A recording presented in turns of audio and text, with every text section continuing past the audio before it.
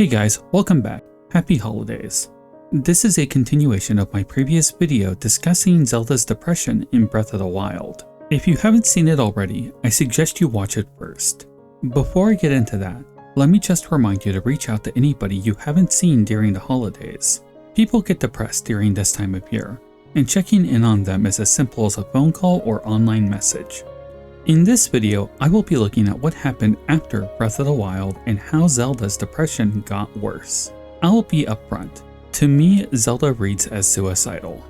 I was going to try to dance around the use of that word for the sake of this video not being punished by YouTube. But the topic comes up a bit, so I'm just going to be straightforward and use the word. Let's not waste any more time here. Kick back and relax while I walk you through Zelda's depression in Tears of the Kingdom. Part 1.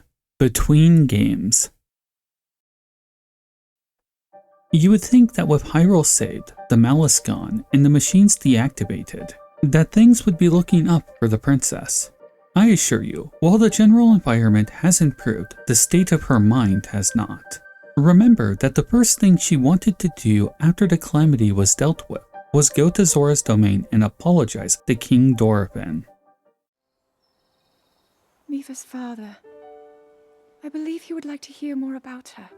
The least we can do is visit him and offer him some closure. It's clear that she's carrying a lot of guilt on her shoulders, because it was her inability to master her powers that led to the calamity running wild. That being said, it is clear that she is hopeful with rebuilding. We can see how she is using Hudson's construction company to spearhead the restoration. Looking at what has been done though, I feel this is a recent development. Remember, in the time since Breath of the Wild, Medicine was born and has grown into a young child, so we know that at least 5 or 6 years has passed, maybe more. When we look at the construction stuff around the kingdom, it seems like they are still in the early phases of rebuilding. This is especially clear in Castletown, where foundations have been laid but no new buildings are in place. And thus, it would seem that there were other things going on before the grand rebuilding started. Zelda mentions in her journal that the restoration of the kingdom will fall on her citizens, and that her role is to protect them while they build a future. Following that is when Zelda starts her various projects around the kingdom. She has kept herself rather busy if you ask me, from raising Dondons to finding and caring for her golden horse. There is the school in Hateno and how the children are constantly visiting her at her home in town. We also know that she travels the kingdom a lot, notably going to Laurelin Village from time to time. And of course, she left her monuments all over Hyrule in remembrance of those who died during the calamity. So let me ask, why is Zelda throwing herself into research instead of, say, rebuilding the kingdom? See, the castle has been left basically alone since Breath of the Wild. In my last video, I complained heavily about how the library has been untouched, but there is more that has been left in complete neglect besides the library. In general, if we look at her behavior, she doesn't seem very interested in being a princess anymore. Perhaps this line has been lingering on her mind lately. Do you know how the gossip mongers refer to you? They are out there at this moment, whispering amongst themselves that you are the heir to a throne of nothing but failure. Even in Zelda's victory, in reclaiming the kingdom, she fundamentally blames herself for everything. If she had awoken her powers earlier, then the calamity would have been stopped, and the destruction wouldn't have happened. At least, that is what she thinks. This is all made worse when the person she was fighting for awoke, robbed of his memories, and potentially not even being the same person she had grown to love. She questions at the end of the game if he truly remembers her. May I ask, do you really remember me? In following those events, we see no evidence of her and Link continuing to mingle. Zelda's secret journal does mention how he is by her side, and that his clothing has worn because of it. But this is inconsistent given the NPCs in Hateno don't seem to remember Link at all. You would think if he is an active part of her life, that they would remember him, that they would react to him. I need to address my thoughts on what I think happened to Link between the two games, but I'll be brief. Basically, I think following the game. At first, he stayed with Zelda to protect her, just like the journal says. However, after a bit of time, I think that Link split off from Zelda to deal with threats around the kingdom, taking out lingering guardians and helping to keep the monster population under control. As such, his location around the kingdom may have been unknown to Zelda. He was a free soldier on the wind doing what was needed, dedicated to his cause because, well, who else could? Once anything malice related was disposed of, like lingering guardians, that is probably when he returned the Master Sword to the Korok Forest. More importantly though is that while he was out doing that, Princess Zelda was alone doing her own things. Tell me, do you know what depressed people, generally speaking that is, do when they are feeling down? They commonly throw themselves into their hobbies, their work, their distractions from the world, maybe even retreating to a secluded area nobody knows about. The actions we see Zelda take between the games really does show that is what she is doing. She is less interested in the restoration of the kingdom and more focused on the research she has always enjoyed. It's almost as though Zelda has given up on the idea of restoring the royal family. Could this all be because Link isn't with her? I mentioned earlier how she would go to Laurelin from time to time. Once you've restored the village, you can see a painting that she made of Lover's Pond a short distance away. And the NPC will explain that she would go there every afternoon waiting for somebody.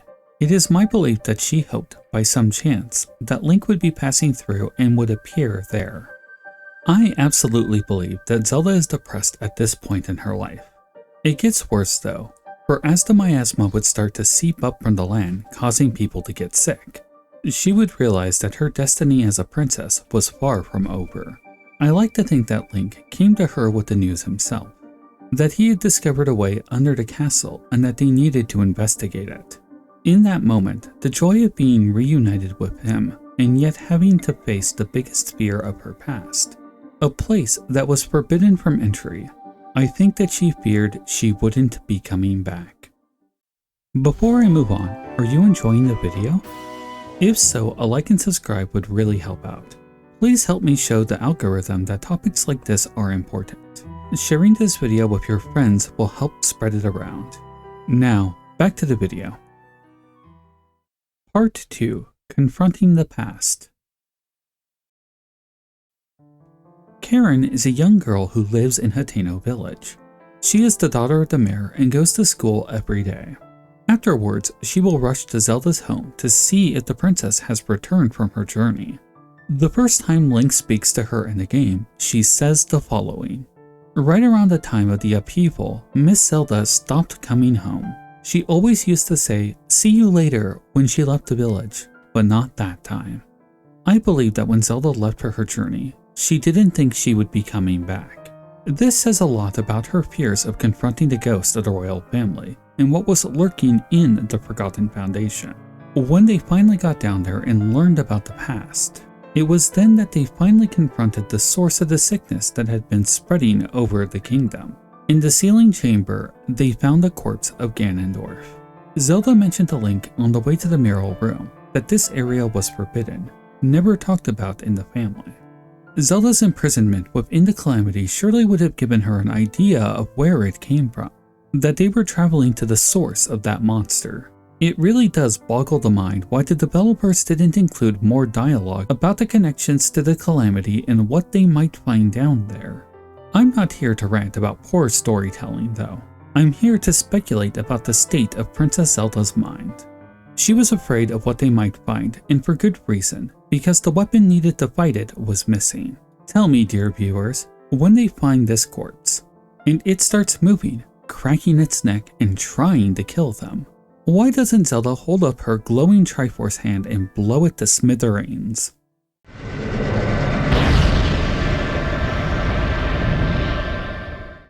At the end of Breath of the Wild, Zelda mentions that she has lost her powers, that she can no longer hear the voice of the Master Sword. I think that power never came back to her in the time between games.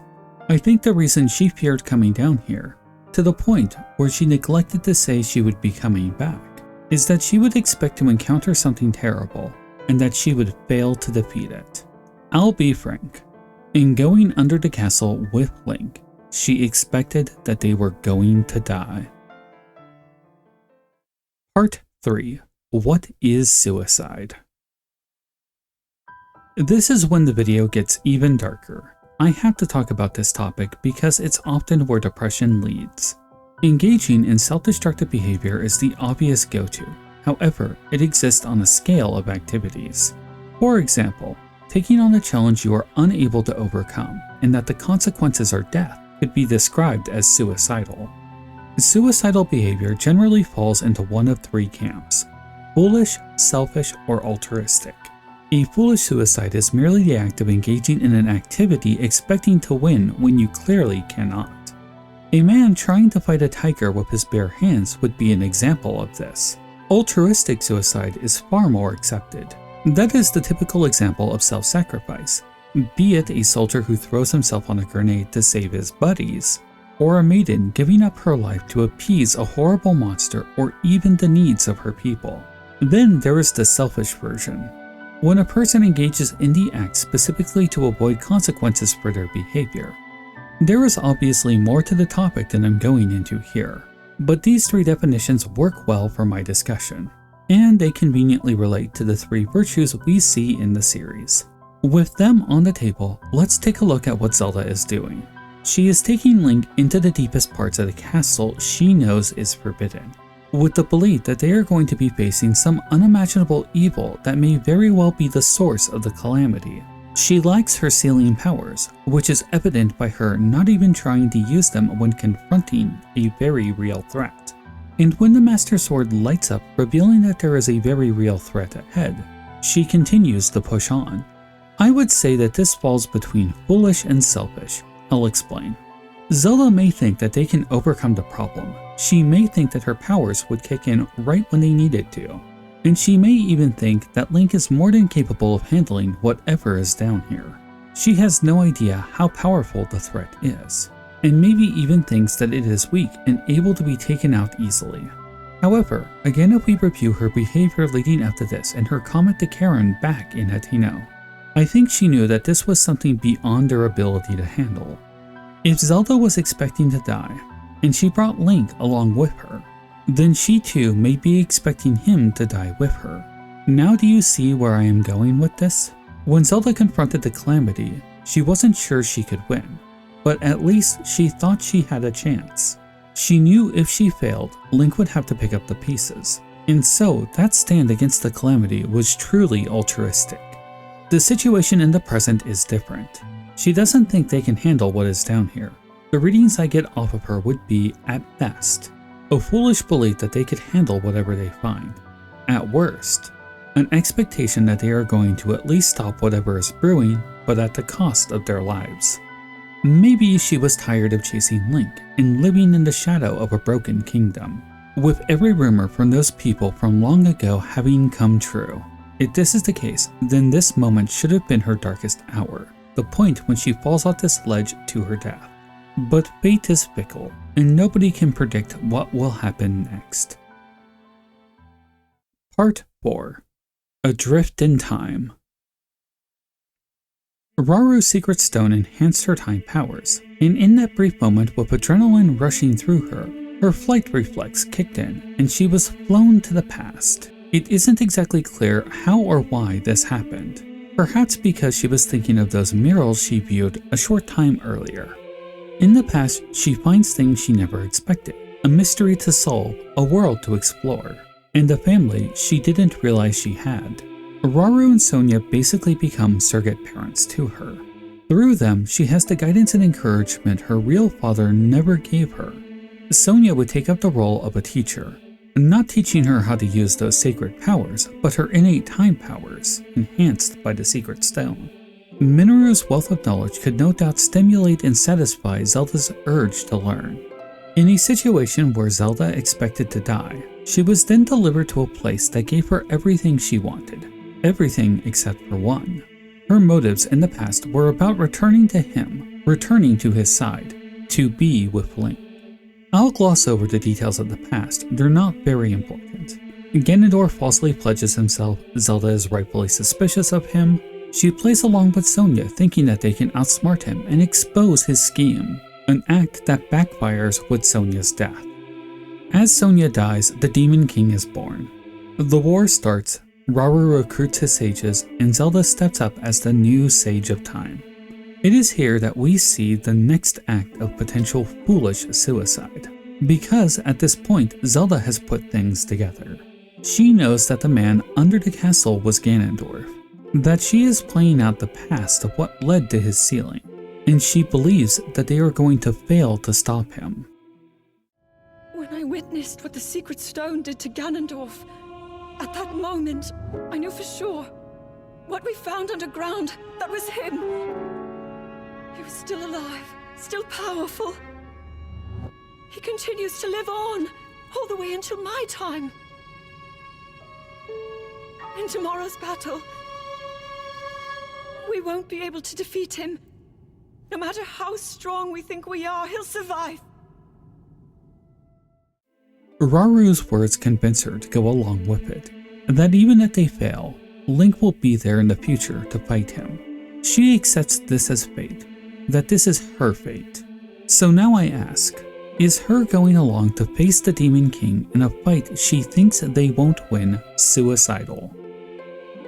It might be, but even if she thinks it's futile, the others clearly think they can win. I mean, it's 7 versus 1. They seem to have lured him into a trap, right? Anyhow, we know how this plays out. Rauru makes a sacrifice, and the seal is enacted to keep him under control. In their hollow victory, Zelda is confronted with a new set of problems. She doesn't know how to get home, and now, with no leadership and Minoru not long for the world, all Zelda wants is to get home and be with Link. And there is only one solution that she has found that could get her there: becoming a dragon.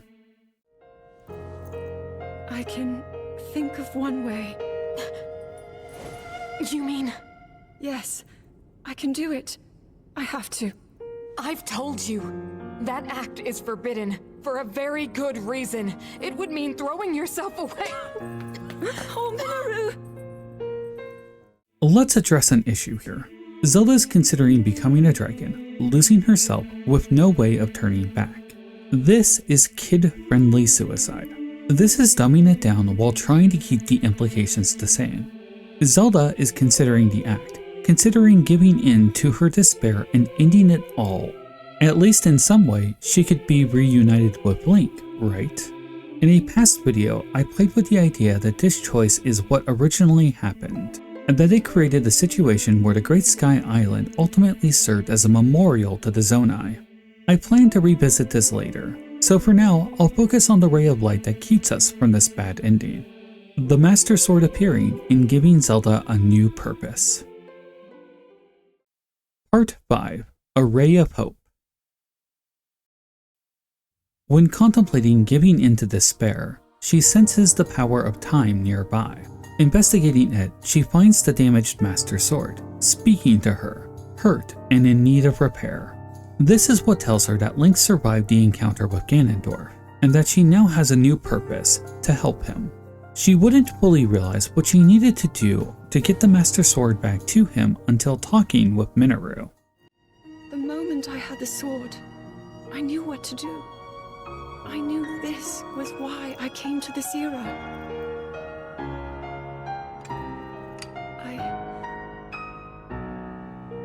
I want to restore the Master Sword and deliver it to Link. This decision fundamentally changes everything. It basically skews the whole decision from selfish to selfless. With this act, she would be able to heal the Master Sword, get it to Link, and using it, defeat the Demon King. Even with the new context in place, the scene of transformation still plays out basically like a suicide. Here, with this in mind, view it again.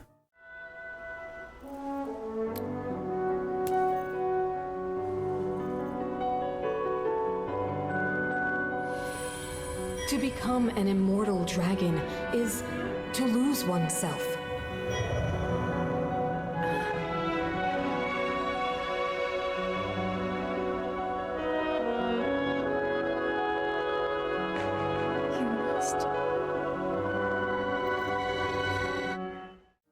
It's all there. The hesitation, the look at the object, realizing what it is she is about to commit. Believe me, for anybody who has been in this state, in this position, the signs are all there. Calling it self-sacrifice is merely a nice way of painting a dark act, one that is frowned upon the world over. At the end of the game, when she awakes in Link's arms, you can see exactly how surprised she is. She didn't expect to wake up again and is surprised to do so in the arms of the man she loves. I will reiterate, Zelda is depressed. But now, with the problems of the past behind her, and the person around she cares for most, perhaps she will find the strength to move on to a brighter future. Thanks for watching the video. If you can't tell, this one is a little personal for me because of my past history with depression. I won't be going into details, but just know that I am in a good place and not in danger. I probably won't be touching on topics like this again, but in the case of this game and Zelda's state of mind, I felt it was really important to bring it up to the community. I just hope that YouTube isn't going to punish my channel again for talking about such a bold and important topic. If you would like to help me be less reliant upon the whims of the YouTube algorithm, the best thing you can do is to support me directly by joining my Patreon or becoming a channel member. It is only because of my current members that I am able to continue like this right now, and every little bit counts. Speaking of which, I would like to welcome my most recent channel supporter, Sourdough Steel. Thank you for giving me so much support and chatting with me on the server. If you are not in a position to join, don't worry. Liking and subscribing as well as sharing the video would help out a lot. If you do become a supporter though, you will gain access to my Discord where we can talk more directly about upcoming topics. The community is still growing. That's all I have for you today, guys. Happy New Year! I'll see you in 2024. Until then, be safe, and may the way of the hero lead to the Triforce.